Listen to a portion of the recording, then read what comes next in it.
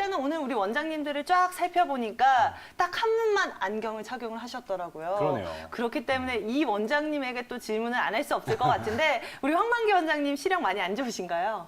저는 초등학교, 네. 저는 사실은 국민학교 다니던 시절이 있었는데 국민학교 4학년 때서부터 안경을 착용을 해가지고 저는 열심히 책을 읽어서 그렇다라고 주장을 하고 있으나 네. 저희 어머님께서는 TV를 많이 봐서 그렇다라고 지금도 말씀을 하시곤 합니다. 근데 또 한의원에 가면은 눈의 상태도 보고 혀의 상태도 보고 네. 이렇게 진료를 보잖아요. 맞아요. 눈의 상태를 볼 때는 어떤 면들을 보는 건가요?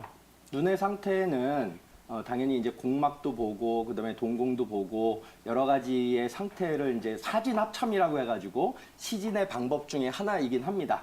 그런데 이렇게 뭐 황달이 끼어 있는지 저는 이제 소아청소년 아기들을 많이 보기 때문에 그러니까 과도하게 이제 항생제를 많이 먹은 경우에 간 손상이 일어나가지고 황달이 많이 생길 수도 있거든요. 네. 그래서 그런 어떤 상태를 보거나 윤택도를 보거나 그리고 건조도나 충혈도 같은 것들을 보면서 우리 아기가 양적인 상태인지 음적인 상태인지 아니면 실증의 상태인지 허증의 상태인지를 변별할 수 있는 요소의 하나로서 이제 눈에 대한 진찰을 시행을 하게 되는 거죠. 하지만 눈만 보는 건 아니고 이제 장부학적인 관점에서 눈은 이제 또 다른 원장님 말씀을 주시겠지만 오장육부의 관점 중에서 간과 담과 관련된 그런 어떤 기관이기 때문에 감각기관이기 때문에 그런 간의 상태에 대해서 예측할 수 있는 지표로서도 눈 진찰을 하고 있다 이렇게 정리를 해볼 수가 있을 것 같습니다. 네. 원장님이 그렇다면 이 안구 건조증 도대체 왜 발생을 하고 이 부분이 좀 심각하게 장기화된다면 또 어떤 문제까지 일으킬 수 있는 건가요?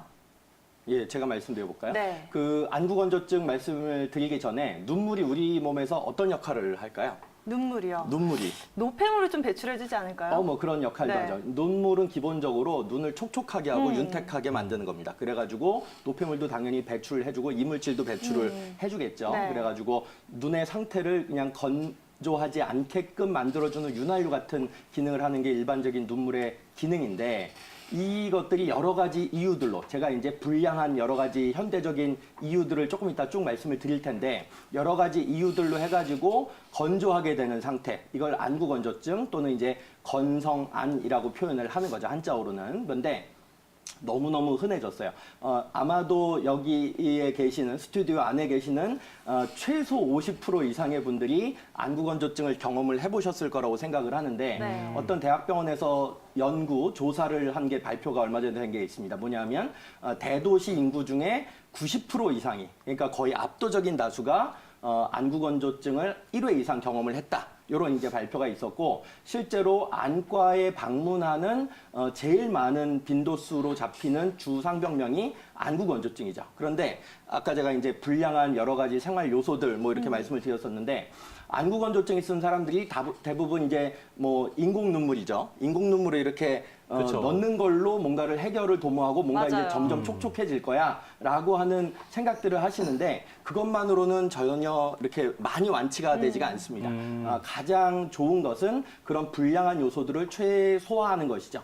가장 대표적으로 불량한 요소라고 할 수 있는 것은 우리 이제 여름에는 에어컨 많이 틀고 선풍기도 많이 틀고 이런 것들이 굉장히 중요한 건조증을 야기하는 요소이고 겨울에는 자동차 히터 같은 거 그러니까 기사님들 중에서 굉장히 안구건조증 호소하시는 분들이 굉장히 많으세요. 네. 그리고 어쨌든 온풍기 같은 거 트시거나 아니면 또 이제 학생들 같은 경우에는 과도한 컴퓨터나 스마트폰 노출 그 다음에 실내 밀집된 어떤 실내 환경 속에서 우리가 또 생활을 하고 있는 부분들 그리고 미세먼지주의보 얼마 전에도 떴는데 미세먼지 같은 것도 안구건조증을 야기하는 요소로서 알려져 있습니다. 그래서 이런 것 그리고 또 이제 또 하나는 추가적으로 말씀드릴 것은 굉장히 잦은 스트레스 환경, 과도한 스트레스 환경 그리고 깊은 숙면을 못 취하는 여러 가지 상황들 그런 것들이 대부분 안구건조증을 야기하고 어르신분들 중에서는 골다공증 치료제 그리고 항히스타민제 그리고 이렇게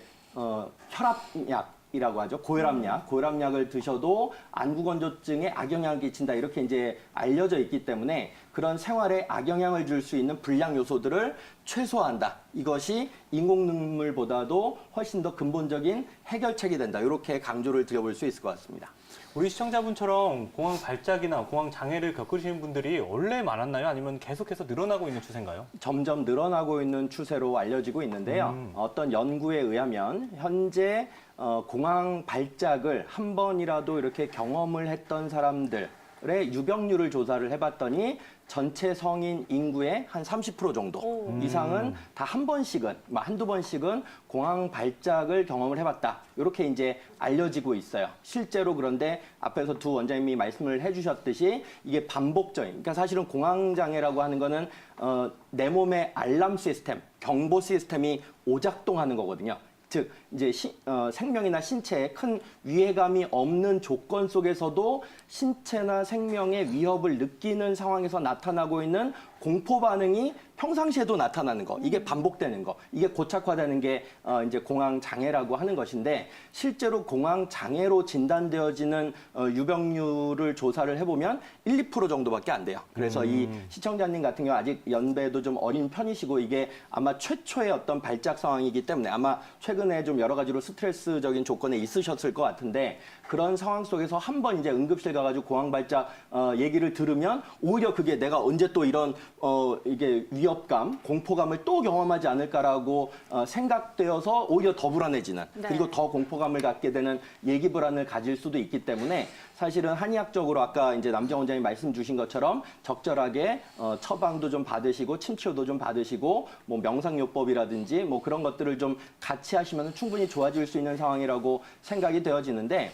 제가 조금 이게 보충적으로 설명을 해보자면 제 실제적인 개인 경험을 토대로 우리 아나운서님들께서는 생명에 네. 정말 위협을 받을 만한 극도의 예기치 않은 공포감을 경험을 해보신 적이 있으셨는지 모르겠습니다. 없죠. 저는 없어요. 저는 딱 네. 한 번 있었거든요. 어떤 상황이었었냐면 제가 예전에 4년 전인가요? 그 페루라는 나라에 네. 의료봉사를 갔었는데 거의 한의사 선생님 8명하고 떼강도를 만났어요. 권총 강도를 만난 거죠. 그래가지고 실제로 이 방송을 저희 어머님이 들으시면 깜짝 놀라실 것 같은데 제가 이 얘기를 어머님한테는 안 드렸는데 네. 죄송합니다 어머니. 그 권총이 제 옆구리에 이렇게 겨누어진 상황이 있었어요. 그래서 좀 전에 아까 남지영 원장님께서 말씀하신 모든 증상들을 저는 실제로 경험을 했던 사람이긴 합니다. 그런데 그 이제 요런 이제 특별하게 정말 권총이 겨누어지고 칼이 겨누어진 이런 상황 속에서 나타나는 어떤 공포 반응은, 신체적인 공포 반응은 오히려 정상적인 반응인데 네. 그렇죠. 그렇지 않은 조건에서도 뭐 칼이나 뭐 이렇게 어떤 자연재해나 총이나 그런 위협적인 상황이 아님에도 불구하고 그런 반응들이 드러난다. 그 반복적으로 드러난다. 네. 그게 이제 공황장애다. 라고 이해하시면 좋을 것 같아가지고 제가 송구하지만 제 사례를 들어서 말씀을 한번 드려봤습니다. 네, 우리 황만기 원장님이 본인 경험담 이 사례를 통해서 조금 더 구체적으로 설명을 해주셨는데, 그렇다면 우리 시청자님께서는 이러한 발작 증세가 반복되지 않기 위해서 지금부터 꾸준한 치료와 관리가 필요할 것으로 예측이 되잖아요. 그럼요. 조금 더 자세하게 이 부분을 파헤쳐봐야 될 것 같은데, 황 원장님, 그렇다면 이렇게 단순히 뭐 불안한 상태를 넘어서 발작까지 나타나는데 원인 어디서 찾아볼 수 있을까요? 원인은 아직까지 충분히 밝혀져 있지는 않은데 네. 두 가지 원인 물질이 있다라고는 알려져 있습니다. 예를 들어서 그러니까 신경화학적인 물질들이 원인이다. 라고 하는 부분들이 하나가 있고, 호흡 관련 물질들이 원인이다라고 얘기하는 것들이 물질설의 두 가지 요소입니다. 네. 그런데 이제 신경화학적인 물질들은 시청자 여러분들도 아마 다 익숙한 어떤 호르몬이라고 생각이 되어지는데, 노르에피네프린이라고 하는 어떤 호르몬이 있어요. 그리고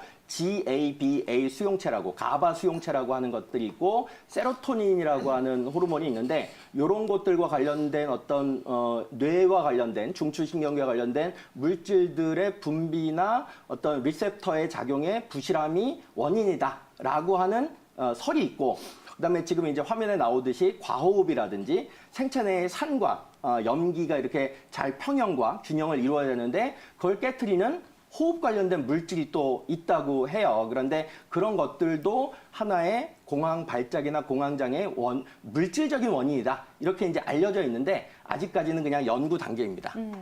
황만경 원장님, 그렇다면 공황 장애를 겪으시는 분들이 평상시에 생활 습관은 어떻게 가지는 게 좋을까요? 예, 세 가지를 말씀을 드리려고 하는데 첫 번째는 높은 농도의 카페인을 멀리하시라 이런 말씀을 제일 우선적으로 좀 드리고 있어요. 왜냐하면 카페인이 많이 들어가 있는 대표적인 기호식품인 커피나 홍차나 에너지 드링크 이런 것들을 먹게 되면 공황 발작의 빈도나 강도가 더 강화되는 걸로 알려져 있습니다. 그래서 이건 악화인자니까 꼭 피하셔야 되고, 그다음에 음주에 대해서는 뭐 일반적으로 건강에 다 안 좋지만 공황 장애에는 왠지 좋을 것 같다고 오해하시는 경우가 있으세요. 왜냐하면 술 마시면 왠지 나의 불안감이나 공포감이 완화되는 듯하니까. 그런데 실제로는 술기운이 좀 빠져나갈 때 오히려 공황의 발작 빈도가 높아지는 걸로 나와 있기 때문에 음주도 삼가하시고, 세 번째 마지막 명상을 생활화하시라. 이렇게 세 가지로 정리를 해볼 수가 있을 것 같습니다.